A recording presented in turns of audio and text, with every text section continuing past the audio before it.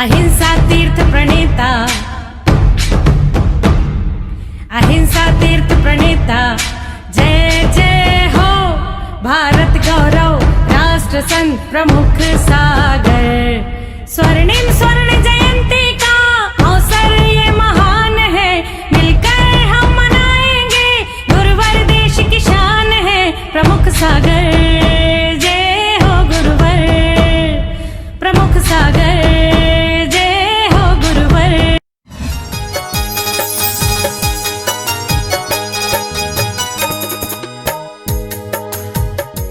आत्माओं, बरपेटा का ये भवन हमसे अपरिचित नहीं। जब पहली बार 2023 में मेरा आसाम में प्रवेश हुआ था, आसाम में प्रवेश हुआ था तब जब बरपेटा आया था तब भी इसी भवन में आया था, और अब बरपेटा से अब यहाँ आसाम से जा रहा हूँ तब भी इस भवन में आया हूँ, तो कोई आश्चर्य की बात। फर्स्ट एंड लास्ट, फर्स्ट में आया था तब ये भवन, अभी इस प्रवास का तो लास्ट ही है। लेकिन इतना ही कहना चाहता हूँ, तेरा पंथ भवन, मतलब कहने का मतलब है तेरा ही पंथ है, मेरा तो केवल पथ है। तेरा पंथ है, मेरा तो केवल पथ है। उनके पंथ पे चलते रहोगे तो तुम्हारा पथ परमात्मा का पथ बन जाए तो कोई आश्चर्य की बात नहीं होगी। एक बात का ख्याल रखना, जहां तुमने अपना पंथ बनाना शुरू किया, जहां तुमने अपनी मानसिकताएं शुरू की, जहां तुमने अपना एक ईगो बनाना शुरू किया, संसार में भटक जाओगे। तेरा ही पंथ है भगवान, तेरा ही मार्ग है भगवान। मेरा तो केवल मार्ग है, मंजिल तो तू ही है। ये भावना हमें रखना है, विचार करो। इतना ही सोचना जीवन में कि बड़े पुण्य से तुम्हें सौभाग्य मिले। अभी मैं चावल मिल से आ रहा हूं, अशोक जी, अमित भाई, उनके लोग चावल का आटा बनाते हैं, ये आटा का चावल बनाते हैं। आप विचार करके रखो, लोग चावल का आटा बनाते हैं, आटे का चावल बनाते हैं, ये भी देखो, ख्याल करो। चावल बनने के पहले वो चावल धान के रूप में होता है, फिर धान हटा देते तो वो चावल बनता है, फिर चावल में थोड़ा लोग श्रृंगार करते हैं तो पुलाव बन जाता है। थोड़ा चावल को अगर और थोड़ा वेरीफाई की जाए तो वो खिचड़ी बन जाती है, और चावल को थोड़ा और व्यवस्थित किया जाए तो वो खीर बन जाती है, और चावल को थोड़ा सा रंग लिया जाए तो भगवान की पूजा का अर्घ बन जाए तो कोई आश्चर्य की बात नहीं। अब आप विचार करके रखना, ये सारी क्वालिटियां हमारी यहां बैठी हैं। धान की क्वालिटी हो तुम क्या,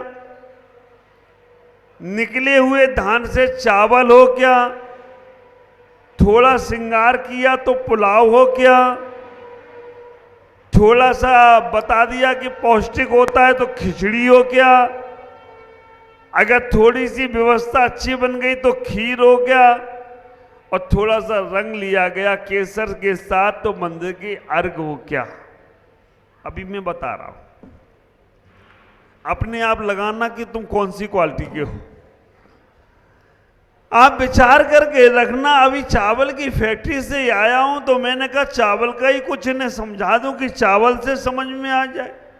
चावल जैसे खाने में ना लगे बल, उसका नाम चावल, खाने में ना लगे बल, उसका नाम चावल, और जिसके अंदर चाह है ना उसको ही बल मिलता है, जिसके अंदर चाह है उसको ही बल मिलता है, तभी वो सही में चावल हो पाता है। चाह है तो बल है, और चाह नहीं है तो, मैं हमेशा चार पंक्तियां बोलता हूं, जिसे चाह होती है वो राह दरिया का मोड़ देता है, जिसे चाह होती है वो राह दरिया का मोड़ देता है। आकाश में जो उड़ना चाहे वो आकाश में पंख खुले छोड़ देता है, आकाश में जो उड़ना चाहे वो आकाश में पंख खुले छोड़ देता है। हर तरक्की में तकदीर साथ देती है, हर तरक्की में तकदीर साथ देती है। जो तरक्की को तकदीर से जोड़ देता है, कायर और कमजोर नहीं है मानव, क्योंकि मानव मुक्ति का द्वार खोल देता है, क्योंकि मानव ही मुक्ति का द्वार खोल देता है। विचार करना आप, चावल जब भोजन की थाली में आ जाए ना, तो कहते कि बस अब तुम्हारे पास मिष्ठान नहीं आने वाला है, अब तुम्हारे पास पकौड़ी और चाट आने वाली नहीं है, अब तुम्हारे पास रसमलाई, अब चावल आ गया है। ख्याल करो, चावल भोजन का लास्ट। और मालूम आपको वो चावल क्यों लास्ट है? क्योंकि जो हमने अटरम सटरम गटरम किया, अगर पेट में कहीं खाली जगह बची है तो चावल उसमें फिट हो जाए, इसलिए लास्ट में आता है। ख्याल करो, बिल्कुल लास्ट में भोजन की थाली का चावल लास्ट में आता है।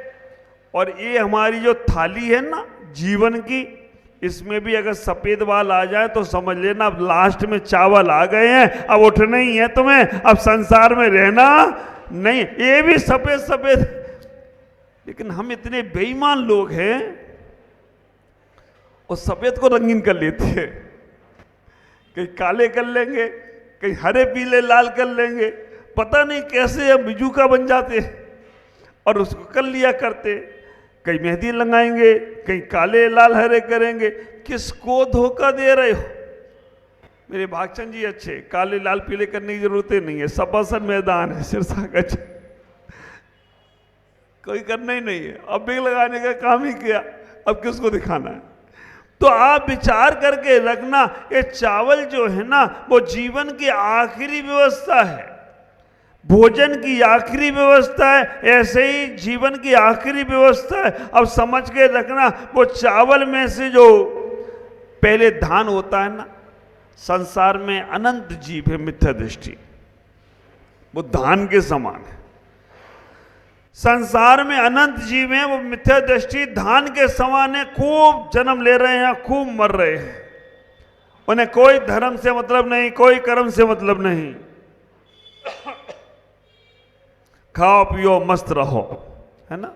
आप विचार करना, आराम बड़ी चीज है, मुंह ढक कर सोइए, किस किस को रोइए और किस किस को धोइए। पड़े हुए संसार में ऐसे लोग जिन्हें कोई मतलब नहीं अच्छे कर्म से, जिन्हें कोई मतलब नहीं धर्म से कर्म से, उनको तो बस एक ही सूत्र है, अपना काम बनता, बोलो ना, चलता। कुछ ऐसे भी लोग संसार में आए जिन्होंने कहा तेरा सो तेरा मेरा सो मेरा। कुछ ऐसे लोग भी संसार में आए, उन्होंने कहा तेरा सो तेरा मेरा भी तेरा। और कुछ ऐसे लोग भी संसार में आए, उन्होंने कहा ना तेरा ना मेरा, ये दुनिया रैन बसेरा है, कब छोड़कर जाना पड़ जाए, कोई भरोसे की बात। विचार करना, मेरा सो मेरा तेरा भी मेरा। कौरव जैसे लोग जिन्होंने अपना तो था ही, पांडवों का भी रखने की कोशिश कर ली। कौरव जैसे लोग इतना ही कहते थे, मेरा सो मेरा तेरा भी मेरा, तुझे तिनका बराबर भी नहीं दूंगा। क्या स्थिति बनी? आज तक किसी ने अपने बेटे का नाम दुर्योधन नहीं रखा। रखा क्या? दुशासन रखा क्या? नहीं रखा। इतनी दुर्गति हो गई उनकी कि उनका नाम नहीं रखा। और अगर किसी को देख दिया जाए दुर्योधन नाम, तो आदमी कहे या बाप रे, नाम ही तक खतरनाक है। अभी नेताओं को दिया जाता है, कभी कभी टाइटल दे दिया जाता है, दुर्योधन वाला है, ये दुशासन वाला। आप विचार करो, इनका साथ, इन्होंने साथ दिया गलत का, मामा नाम खराब कर दिया। हाँ, मामा नाम बोलते ही कौन याद आता है? और दूसरा मामा शकुनी और कंस, ये मामा नाम खराब कर दी। कोई को कह दिया जाए मामा, वैसे अभी हमारे आसाम के सीएम साहब को मामा ही बोलते हैं, लेकिन वो अच्छे काम कर रहे हैं, वो इन दोनों मामा में नहीं है। आप विचार करके रखना, आज आसाम के अंदर जो मैं इतना बिंदास घूम रहा हूं, राजा की माफिक आया हूं, राजा की माफिक घूम रहा हूं। ये हमारे हेमंत बिश्व शर्मा की अगर एक व्यवस्था हो, पुलिस प्रशासन की व्यवस्था हो, डीआईजी, आईजी, हमारे अंकुर जैन, हमारे हरमीत जी, आप विचार करना, हमारे पास नहीं पहुंचे लेकिन पूरी व्यवस्था आसाम में हमारे हेमंत बिश्व शर्मा, जिन्होंने पुलिस प्रशासन की व्यवस्था जब मेरे पास आए, पूरी की पूरी व्यवस्था। महाराज आप आसाम के राजकीय अतिथि हैं, स्टेट गेस्ट हैं, आपका सम्मान पूरी आसाम सरकार कर रही है, आप कहीं भी घूम सकते हो, कहीं भी रह सकते हो। विचार करना, ऐसे इस आसाम के राजा हेमंत बिश्व शर्मा को मैं बहुत बहुत आशीर्वाद देता हूं। आप ऐसे ही साधुओं का सम्मान करते रहो और उनके आगे आगे बढ़ते रहो। विचार करना, वो ऐसा व्यक्तित्व रहा, उसने संतों का ही नहीं, बड़े बड़े उद्योगपति, बड़े बड़े राष्ट्रपति, प्रधानमंत्रियों को, बड़े बड़े लोगों को इस आसाम में अगर बुलाकर बता दिया हो कि आसाम की संस्कृति भी कुछ है, तो कोई आश्चर्य की बात नहीं होती है। ख्याल करना, लेकिन वो दो मामाओं ने नाम खराब किया। आश्चर्य की बात तो ये है, 1313 मेरा सो मेरा, ये संस्कृति वाले लोग पांडव थे। पांडवों ने इतना ही कहा कि जो तुम्हारा है वो तुम रखो, मेरा है सो मेरा को दे दो। ऐसे लोग पांडव की तरह होते हैं। वो हमेशा कहते हैं अपने परिवार में रहो, घर में रहें। देखना, घर में भी, परिवार में, समाज में, सब जगह लोग ऐसे मिलेंगे, मेरा सो मेरा, तेरा भी मेरा। आप विचार करना, घर में कोई लोग ऐसे होते हैं जो जिनको मिला है बंटवारा में उसमें खुश नहीं है। छोटे भाई को या बड़े भाई को कुछ मिल जाए तो उसके भी नजर है कि वो भी मिल जाए हमको, वो जाता है तो जाए। ख्याल करो, पांडव जैसे लोग होते हैं, वो कितना ही कहते हैं भाई तेरा सो तेरा, मेरा सो मेरा, जो तेरे को मिला वो तेरा, मेरे को मिला मेरा। पांडव जैसे लोग। और कुछ ऐसे भी लोग हुए हैं संसार में जो कहते हैं मेरा सो तेरा, मेरा भी तेरा। मतलब भगवान राम को आप देखने का प्रयास करो, भगवान राम ने इतना ही कहा, भरत तेरा राज तो तेरा है, मेरा भी राज तेरा है। ऐसे लोग भगवान राम की तरह हो जाते हैं जो कहते हैं तेरा सो तेरा, मेरा भी तेरा। और कुछ ऐसी आत्माएं भी इस धरती पर आई हैं जिन्होंने कहा ना तेरा ना मेरा, ये दुनिया रैन बसेरा। भगवान महावीर की आत्मा, तीर्थंकर महावीर स्वामी, आदिनाथ से लेकर, आदिनाथ जयंती आ रही है 23 तारीख की है कि 22 की है? 23 तारीख को आदिनाथ जयंती आ रही है। और बरपेटा वाले बड़ा पेट करके बैठे हैं कि आदिनाथ जयंती हमारे बरपेटा में हो जाए तो हरे दोनों हारे हो जाएगी। विचार करके रखना, आदिनाथ से महावीर तक उन्होंने कहा ना तेरा ना मेरा, ये दुनिया रैन बसेरा है। कब यहां से तुम्हारा डेढ़ा उठ जाए तो कोई आश्चर्य की बात नहीं है। कभी तेरा मेरा के चक्कर में नहीं पड़ना, तेरा ही है सब भगवान। हम लोग तो आए हैं एक किराए के मकान में रहने के लिए और एक जॉब करने के लिए, नौकरी करने के लिए। किसकी नौकरी? संसार की नहीं, समाज की नहीं, सरकार की नहीं। हे परमात्मा, तुम्हारी नौकरी करने आया हूं, मुझे नौकर बना लो। अपना नौकर बना लोगे, अगर मैं तुम्हारा नौकर भी बन गया तो भी मेरा कल्याण हो जाए तो कोई आश्चर्य की बात नहीं है। एक भजन भी है, भजन मुझे नौकरी पे रख लो, तनख्वाह क्या देना? तनख्वाह नहीं, बस आप हमारी ऊपर दृष्टि करते रहना।